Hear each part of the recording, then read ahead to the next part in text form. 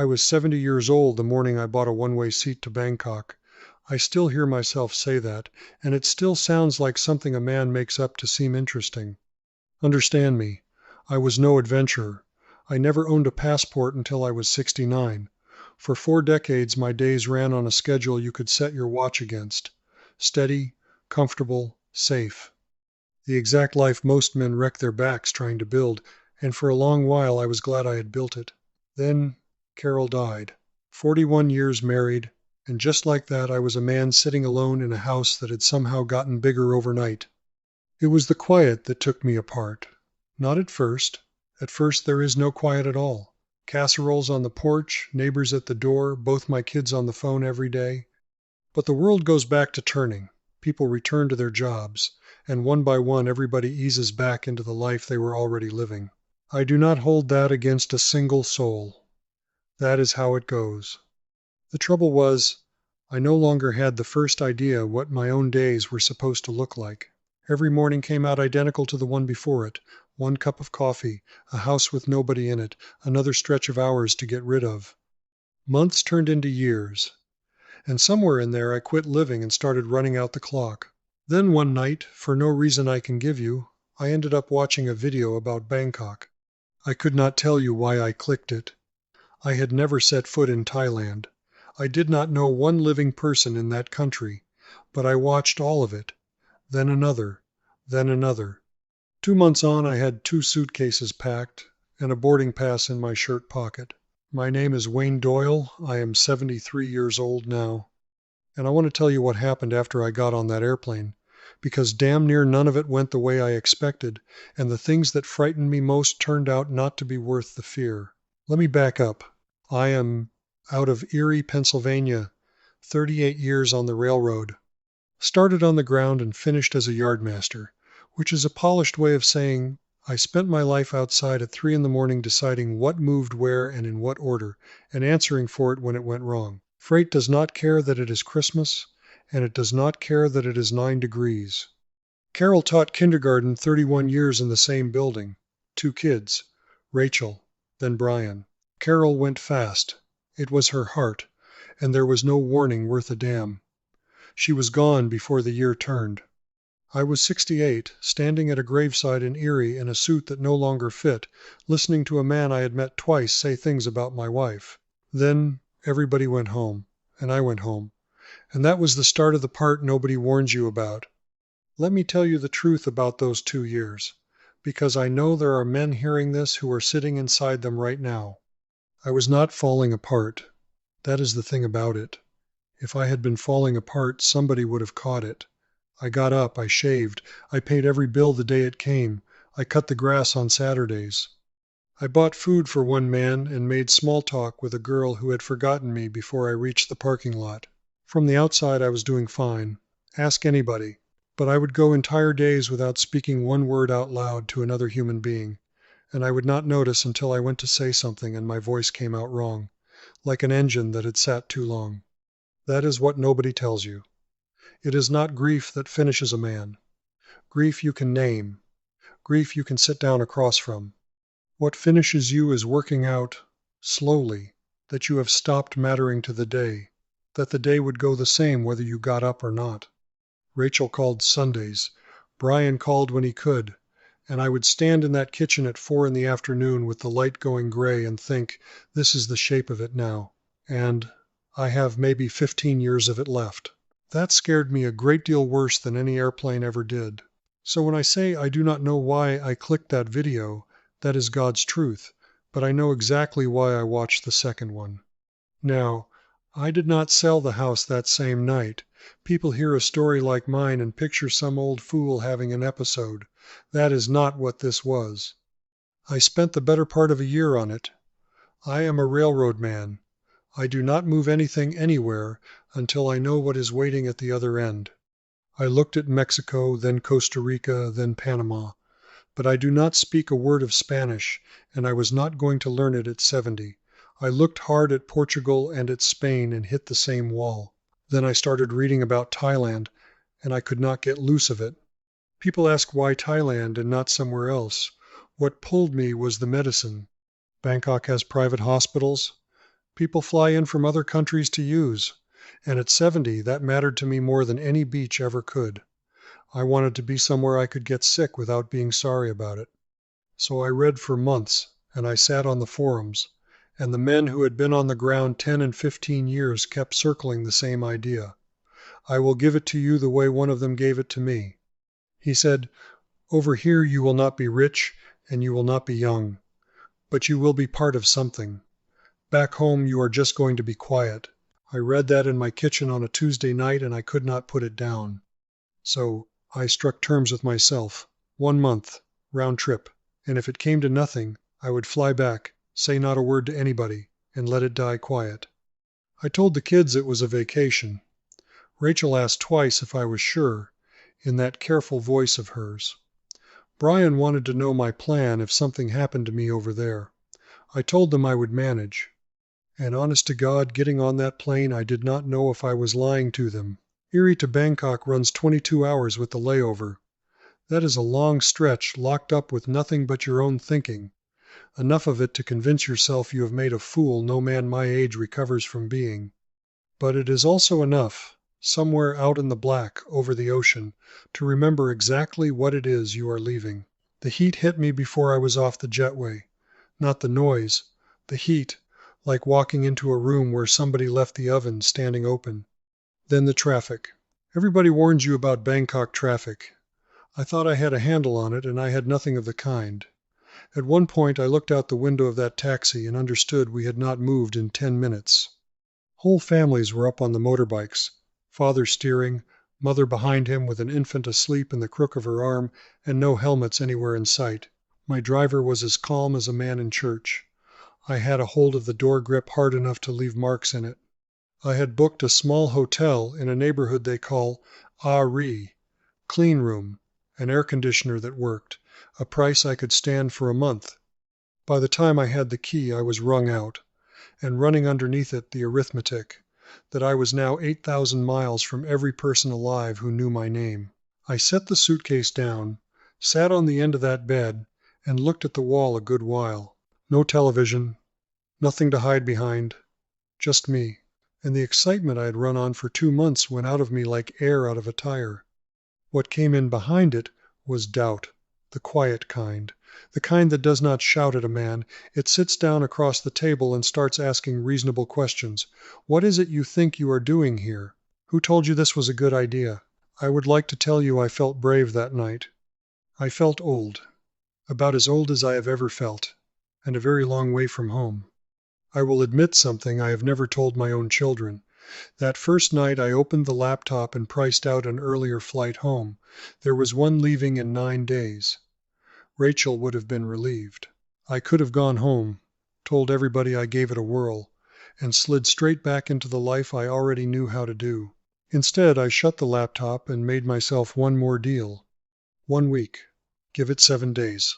And if I wanted out at the end of them, I could go home with my head up and nobody would call me a quitter, least of all me. That was the whole of the promise. A small thing.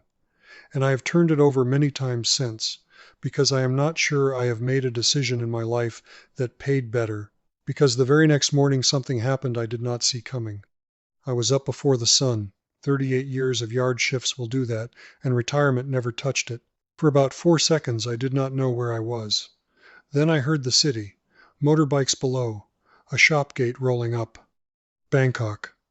And my stomach went tight all over again. Around 6 I put my shoes on and went down to the street. No plan. I wanted air. The city was already going. Food carts setting up. Women in office clothes buying breakfast and eating it standing up. Monks walking single file with their bowls, and people stepping out of doorways to put food into them. Every one of them had a reason to be awake. Everybody but me. I walked 20 minutes before it dawned on me. I had no idea where I was. Not in danger. Just turned around, on a street I could not pronounce, in a city of 11 million. I got the phone out. The map came up, spun once, and quit on me. And I stood there thinking, well, here it is. The exact picture that has been sitting in my daughter's head for 2 months. Her father lost in a foreign city with no clue which way is home. That is when I noticed the coffee shop. A narrow little place wedged between two buildings, 3 tables, and cold air rolling out the open door. At that moment I would have walked into a dentist's office if it had air conditioning. I tried to order a coffee and made a hash of it. The young woman behind the counter, Duang, who has poured my coffee for 4 years now, took her time and got me sorted without once making me feel like the old fool I was fairly certain I was being. She heard the accent and asked where I had come from. Ordinary question. Nothing to it, but it turned into a conversation. Then the fellow on the espresso machine came into it.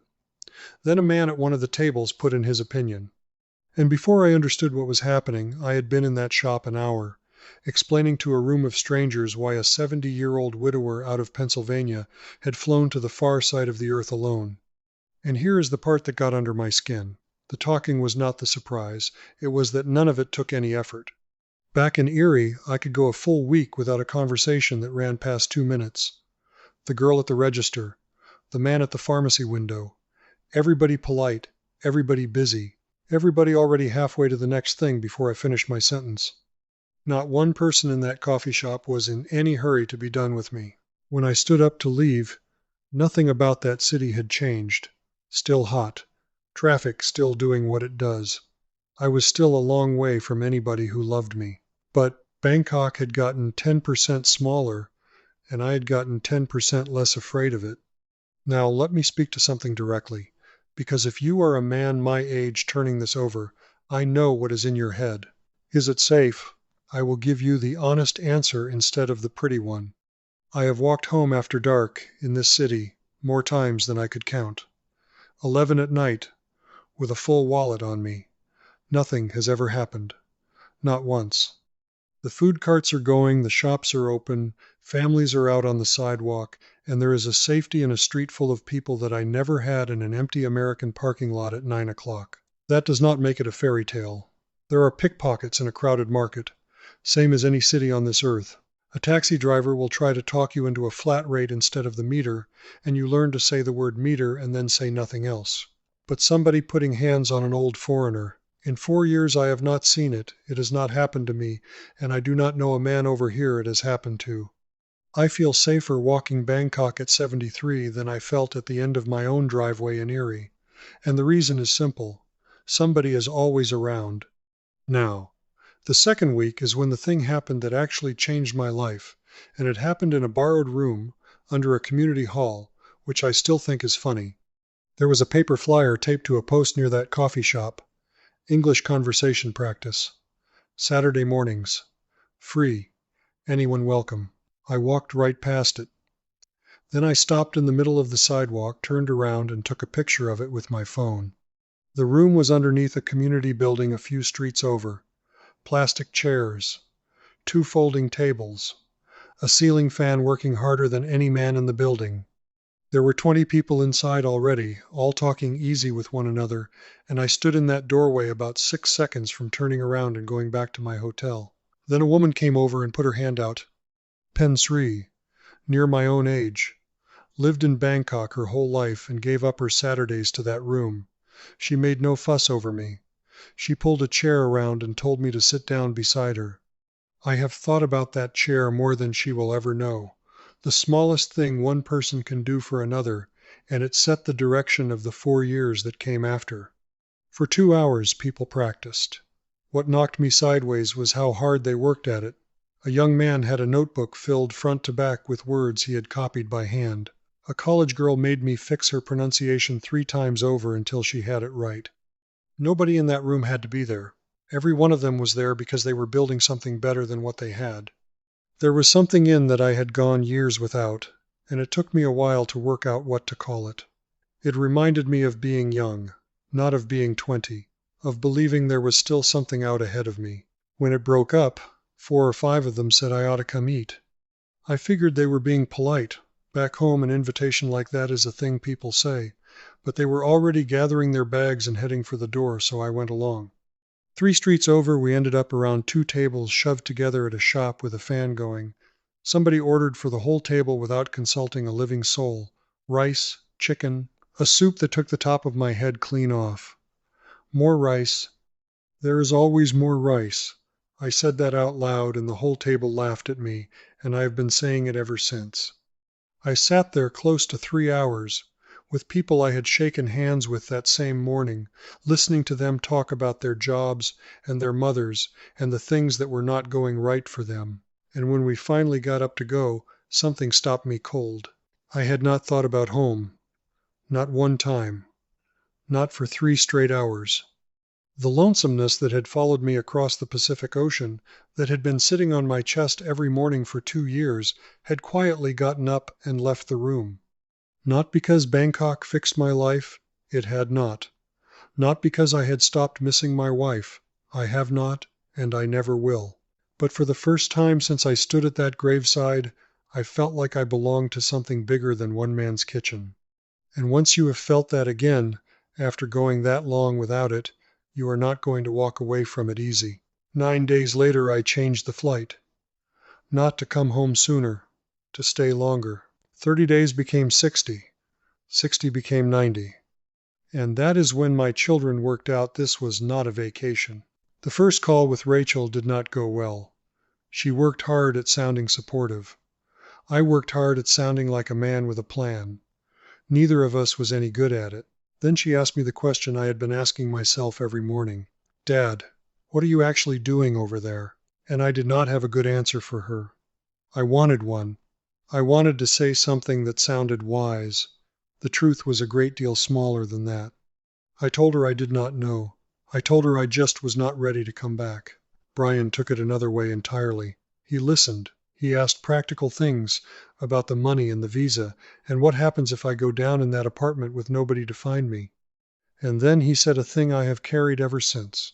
He said, Dad, just be sure this is a thing you are walking to and not a thing you are walking out on. I did not have an answer for that one either. At the time I could not have told you which it was. Probably both. Grief has a way of smearing that line. And I am going to be straight with you, because the videos never are. The longer I stayed, the more complicated I got, not less. Some weeks I felt like a man building a life. Other weeks I sat in that apartment on a Sunday and missed my kids so badly it was a physical thing, low down under the ribs, and wondered what in God's name I was playing at. Nobody tells you that part. People tell this story like moving abroad is one decision. It is 100 of them, and most of them come at you after you have already landed. About 2 months in, I was walking through a lane I had never been down, one of those little side streets they call a soy, with the sun going down. Kids were kicking a ball around. Somebody was singing karaoke with a great deal more confidence than talent, which I have since learned is the entire point of karaoke in that country. And I stopped walking, because I had noticed something. People were outside, not going anywhere, not passing through, outside, on plastic stools in front of their own doorways, talking, eating, laughing at each other. 2 men playing some board game on a crate. No occasion. Nobody had put it on a calendar. I stood in that lane longer than I should have, because I could not remember the last time I had seen such a thing. Back home, every bit of it had to be arranged. A text, a calendar invite, plans laid 3 weeks out, and half the time somebody cancels anyway.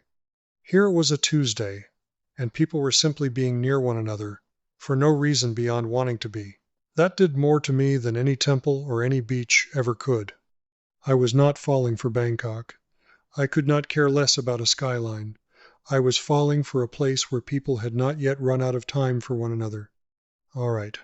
Let me get down off that and give you the numbers, because I know some of you are doing arithmetic in your head right now. I was too. This is the part that keeps a man awake. I live on my railroad pension and my Social Security. That is the whole of it. There is no trust fund. I did not sell a business.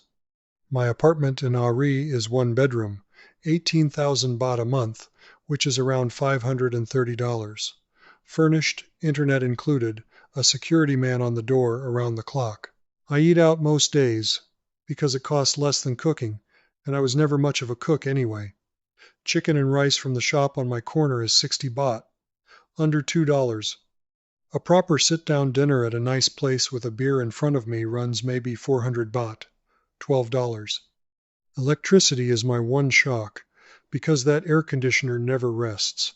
2,500 baht in the hot months, Call it $75. Everything in rent and food and power and the phone and the visa runs. I live on about $1,800 a month, and I live well on it, not scraping, not counting coins at the market. Could a man do it on less? He could. I know fellows getting by on 1,200. Smaller life, farther out, but they are doing it, and they are not miserable about it. Now understand what that meant to a man like me. In Erie, between the taxes and the insurance and the heating oil and the car and the health premium, I was going out the door at north of $4,000 a month before I bought a cup of coffee.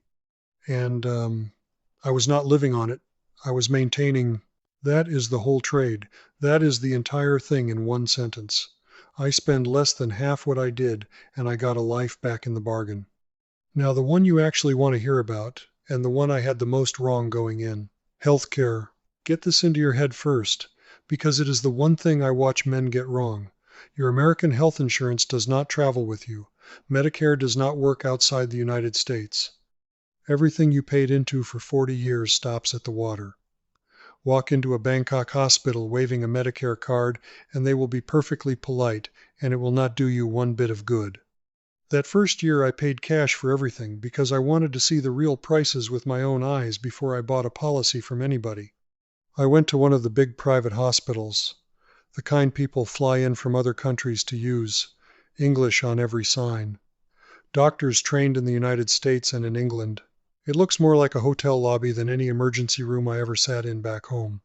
An ordinary appointment with a physician runs about 1,000 baht, $30. Walk in, sit down, see a doctor, walk out. A full physical blood work and the heart and the lungs ran me 5,000 baht, $150. I take a blood pressure pill and a statin, same as half the men my age. That runs 900 baht a month, $27. In Erie, those same two prescriptions were 140 a month after insurance. In my second year, I did buy a policy, because at my age going bare is a fool's bet, a private plan through one of the international carriers, real hospital coverage, about $2,200 a year. A year, not a month. Back home, I was paying $1,100 a month for a plan with a deductible so high I could not afford to actually use it. And I will tell you what settled it. About a year and a half in, I woke at 4 in the morning with a pain across my chest. I am a man in his 70s with blood pressure history who buried a wife that died of her heart. I was not going to lie there and see how it turned out. I took a taxi to the hospital. Nobody handed me a clipboard. Nobody asked what insurance I had before they asked what was wrong with me. Inside of 10 minutes, they had me stretched out behind a drawn curtain with an electrocardiogram running. The doctor came in, young fellow. He did not tower over the bed the way they generally do. He dragged a stool across, sat down on it, and spent 20 minutes asking me things. When did it start? Any trouble breathing? What did your father die of? My heart was fine. It was my stomach, and 2 solid years of a stress I had been hauling around and had never once set down. The whole affair, the visit, the tests, the medicine they sent home with me, came to about 4,000 baht, $120. Cash, out of my own pocket, before I ever had the policy.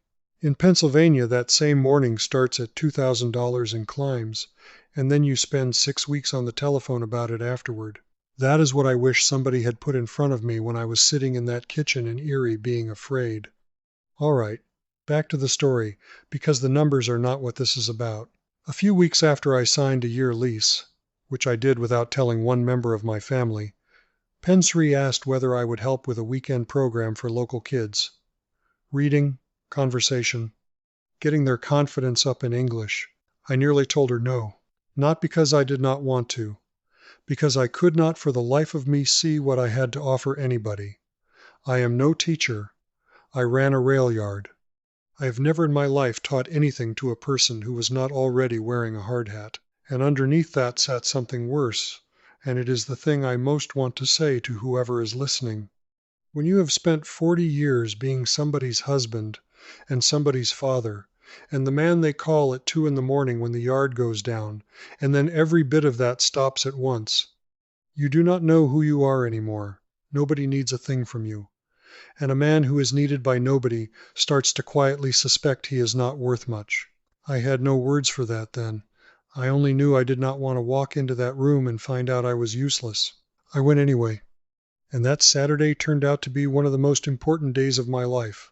Those kids came in still in their school uniforms, and I sat down at a folding table with them and found out fast that I was no good at what Pen Sri needed. I cannot teach grammar. I do not know what a participle is, and I never have. But the second Saturday a young man about 24 sat down across from me with a job posting in his hand. A shipping company at the port wanted somebody in their scheduling office. He had been turned down twice and could not tell me why. I read it, and I knew exactly why. Because I have sat on the other side of that table. 38 years I hired men. I have watched a fellow talk himself out of a job in 90 seconds, and I have hired men who could barely finish a sentence because they answered the one question that mattered.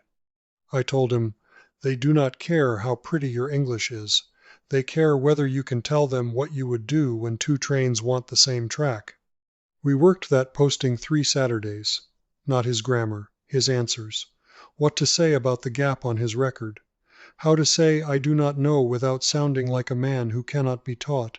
How to sit up. He got the job. And he came back the next Saturday and asked if I would do it for his cousin. That is what it turned into. Every Saturday, that room. Working people coming in with a job posting or an interview on Monday, and me telling them what a boss is actually listening for. Because a boss listens for the same thing in Bangkok that he listens for in Erie. I kept showing up. Every Saturday. And I told myself I was doing it for them, and that was a lie, and I knew it inside of a month. For 3 hours every Saturday I was not a widower. I was not a retired man trying to work out what came next. I was not the fellow who flew halfway around the world because he could not stand his own kitchen. I was Kru Wayne. Kru is teacher over there. I was the old American in the corner who would tell you the truth about why you did not get hired, and then sit there until you fixed it. And it felt better than anything it felt in years. Word got around. One table became 3. And one Tuesday Pen Sri called me, worn out, because more people were coming than we had chairs for, and she did not know what to do about it. I meant only to listen. I was retired. I was not looking for a job. 10 days later I was at a folding table with 6 other people working out a schedule, a room, and who was covering which Saturday through the end of the year. Which, truth be told, is the only thing I was ever good at. 38 years I stood in a railyard moving too much freight through not enough track with not enough men, in the dark, on somebody else's deadline, figuring out who goes where and in what order. It is the same problem. It has always been the same problem. Every skill I spent my life building, every one I had quietly written off as belonging to a man who no longer existed, still worked. They just needed a different yard. I would like the men listening to sit with that a second. You did not stop being good at what you were good at. You only stopped being asked. And when Rachel found out I had signed a year lease, she bought a plane ticket. Not to visit. To find out what in the world had become of her father. I was more nervous the day my daughter landed than the day I landed myself. It is one thing to defend your choices over a telephone from 8,000 miles off. It is another to have them standing in front of you in the flesh, looking around, doing sums. I turned up at that airport an hour early because sitting in my own front room had become impossible. When she came through, she hugged me hard enough to hurt. Then she stepped back and looked me over the way a man looks over a used car. "You look different," she said. I asked if that was good or bad. She thought about it and said she had not decided. That is Rachel. Her mother was exactly the same. The first 2 days felt like an inspection. And I do not believe she meant it that way, but I watched her take inventory of everything. The apartment, the stairwell, the neighborhood. Whether I looked like I knew what I was doing. If it had been my father, I would have done the same. Then on the 3rd morning she came along to a Saturday. She sat in the back and did not say a word for 2 hours. She watched me work a young woman through an interview she had on Tuesday. Where to put your hands. What to do with the question you cannot answer. Afterward the young woman shook my daughter's hand and told her, "Your father got my brother his job." We got lunch after, and Rachel did not say much for a while. Then she put her fork down and she said, "That is Dad's voice." I asked her what she meant. She said, "That thing you were doing in there? Sit up. Answer the question they asked, not the one you wish they asked. You have said that to me since I was 15." And she laughed, and then she stopped laughing. She said, "I did not know anybody over here got to hear it." And I understood exactly what she meant, and I did not make her say any more of it. Because back home she had been carrying a picture of me in her head, a man on his own, a man getting through it, a man with too many hours and nothing to put in them. She had not known that I had already gone and found something. I had her for 7 days, and I did not waste one of them. She met Pensri and the volunteers. She met Duang, who has my order going before I reach the counter. She met the security man who has asked how my day went every evening for 4 years. She met the woman at the noodle shop who knows I cannot take it spicy and pretends to be insulted about it every time. Small things. Nothing you would put in a photograph. But they stacked up. And one day at a time I watched my daughter quit hunting for what was wrong with all this and start noticing what was right about it. I took her to the hospital too, on purpose. She would not have slept until she saw it herself. She walked that place floor by floor and sat with the woman from the front office who answered everything she threw at her, and my daughter threw plenty. Walking out, she stopped on the sidewalk and said, "All right, that is better than mine." Our last night we sat outside a little place near my building after dinner. The rain had come through earlier and knocked the heat out of the air for once. Neither of us was saying much. Then she said, "You know what has surprised me the most?" I asked her, "What?" She said, "You sound like you did before Mom got sick." And I did not answer right away. Because she was right. And it took me a second to get my throat working. I still miss my wife. Every day. And I expect I always will.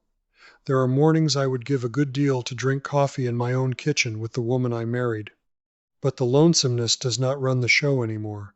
For 2 years it was the first thing I felt when I opened my eyes. Now most days it does not even get in line. I drove her out to the airport. We hugged. She cried some. I cried more than some. And right at the gate she stopped, came back around, and said the thing I have turned over more than anything anybody has ever said to me. She said, "Dad, you spent your whole life telling other people where to be. I think this is the first time you ever picked the track for yourself." Then she was gone. And I stood in that parking garage about 10 minutes, and I was not sad. Because for the first time since I got off that airplane, I was not asking myself whether I was going to stay. That question had answered itself. The only thing left was what sort of life I meant to build. And then the water came, and everything we had put together got tested. They had been warning about it a week. Bangkok floods. It has always flooded. When the monsoon settles in, and the river comes up and the drains give out, the water comes into the streets and there is not one thing to be done about it. What got me was how calm everybody was. Every time I asked about it, I got the same answer with a shrug. It will be okay. Not brave about it, not careless, just matter of fact, the way you talk about weather that happens and then stops happening. I was nowhere near that relaxed. Back home, a storm on the way means the news going wall to wall and the shelves stripped bare by Thursday. I bought food. I bought water. I bought batteries and a flashlight and a battery pack for the phone. I had supplies enough in that apartment to outlast a siege, and the couple across the hall thought it was the funniest thing that had happened to them all year. The rain came first, and then it simply did not stop. By the second evening the lane out front was a canal, and motorbikes were pushing through it, throwing wakes like little boats. Then the power went, and the whole building went dead quiet. No air conditioning, no fans, nothing but rain hammering the windows in the dark. Now here is the thing I want you to hear, because I know it is the question sitting in your chest. It sat in mine for 2 years before I ever got on a plane. What happens if I go down over there and there is nobody to find me? Brian asked me that before I left. Rachel asked it in her own way about 40 times, and I had no answer for either of them because I did not have one. I have got one now. I had been in that black apartment maybe 20 minutes when somebody knocked on my door. It was my neighbor, fellow about 60, drives a truck, and on a good day he and I can hold 4 words of conversation. He had a flashlight. He did not come to bring me anything. He came because the lights went out, and there is an old man on the 4th floor who lives alone. That was the whole reason. He stood in my doorway and looked me over, and when he was satisfied I was upright and not lying on the floor, he told me everybody was downstairs, and was I coming. I went down. That lobby was full. Every soul in the building. Candles going. Food going around. 2 old women from the top floor that somebody had gone up and walked down in the dark, because of course somebody had. Nobody was frightened. It was not that kind of room. Nobody wanted to sit alone upstairs in the dark, so nobody did. And I sat in a plastic chair with a bottle of water pressed into my hand by a man I could barely talk to, and I thought about what that same night would have been in Erie. I would have been alone in that house. Not because nobody cared for me. My neighbor cared for me. My kids cared for me. Everybody cared for me from a comfortable distance. But every one of us lived in a separate box on a separate schedule, and it would never in 100 years have occurred to a single one of us to walk across the street in the dark and check whether the old man was still breathing. Over here that is not a favor. Nobody thinks they have done a thing. He would be embarrassed if I thanked him, and I have learned not to. Somebody is always going to knock. That is the answer to the question. It is the only one I have got, and it is worth more than any insurance policy I ever bought. The rain let up 2 days on. Branches all over the street, half the shops shut, the power still out a neighborhood over. But it is not the mess I remember. It is what came after. Inside of a day, people were out with brooms and buckets, and not only in front of their own doors, in front of everybody's. Nobody organized it, nobody called a meeting. People came outside and started working.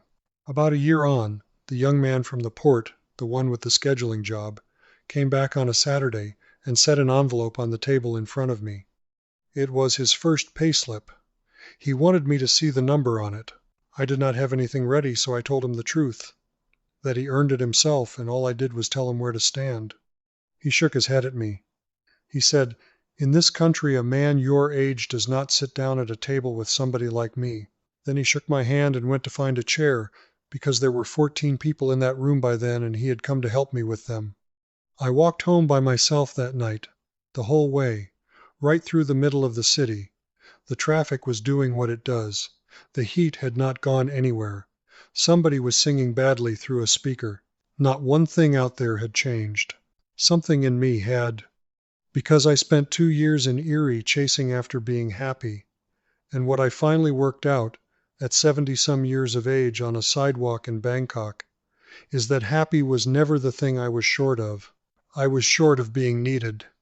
That is a different animal altogether, and nobody tells you because it does not fit on a poster.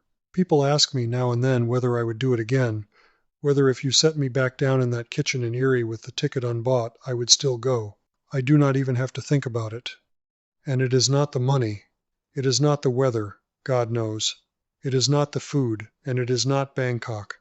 I came out here believing I was after a cheaper address. What I walked into was a different way of living, and there is a world of daylight between the two. One changes where your mail goes, the other changes the man. Back home I spent 2 years waiting to feel better, waiting to want something again, waiting for the morning when getting out of bed would stop being a decision. I kept assuming it would come on its own. That grief runs its course, and then life picks you up and carries you along. It does not always work that way. Sometimes the next part of your life is not out looking for you. Sometimes you have to get up and go find it, even scared, even not knowing what you are doing, even when every person who loves you is certain you have come unhinged. And if I have learned one thing worth handing to another man, it is this: being by yourself and being lonesome are 2 different conditions entirely. I was surrounded by everything familiar when I was at my worst. I knew every road in that town. I knew the name of every clerk in every store, and I had never in my life felt so cut off from the human race. Then I went 8,000 miles to a city where I knew not one living person, and found the exact opposite. People, somewhere to be on Saturdays, a reason to put my shoes on, the things I had been short of the entire time. That does not make it perfect over here, and I am not going to sell it to you like it is. I still miss my wife. There are days I miss my children so much it is hard to breathe right. There are afternoons I would trade a good deal to be back at a kitchen table in Pennsylvania talking about people who are all dead now. And there is plenty here that will wear a man's patience clean through. The heat never lets up. The traffic is a joke. The paperwork will age you 10 years. All of that is true. But so is the rest. So are the friends. So are the Saturdays. So is the feeling of being part of something again. My kids still ask if I am ever coming home. I give them the same answer every time. Never say never. Life has surprised me once already. I expect it will do it again. But right now, when I wake in the morning and hear this city going outside my window, I know precisely where I want to be. And at my age, that is worth more than money. Now, I spent 38 years in a rail yard deciding where things went. A yard full of cars and not enough track, every one of them somebody's freight, all of it due somewhere by morning, and the whole job is knowing which ones move and which ones sit. I was as good at it as anybody in that yard. But I will tell you what I never once did in 38 years. I never routed myself anywhere, not one time. I sat on the same siding my whole life and called it being steady, and I let the years couple up behind me, and I told myself a man does not choose his own track. That was the lie. That was the only lie in the whole business. I was 70 years old before anybody told me I had been holding the switch the entire time. Now, one last thing before I turn you loose, and I am saying it for whoever is sitting in a cold kitchen tonight about where I used to sit. Somebody put out a book called The Right Move. It has the real arithmetic in it. It stacks the cities up against one another so a man can see them plain. It takes the visa apart and shows you how it truly goes once you are standing at that counter. And it names the pitfalls that swallow the fellows who come over here half prepared. That book is not mine. I make nothing off it. But if this is something you are seriously weighing, and you would rather have it plain than polished, I expect it would serve you well. You will find the link underneath this video. Nobody here is going to lean on you about it. And one more thing. If any of what I said tonight found its mark, do me the kindness of hitting that like button and coming back around. There are more of these waiting on the channel, and I suspect a few of them are worth an hour of your evening. I appreciate you staying with me. Look after yourself out there. Until the next one.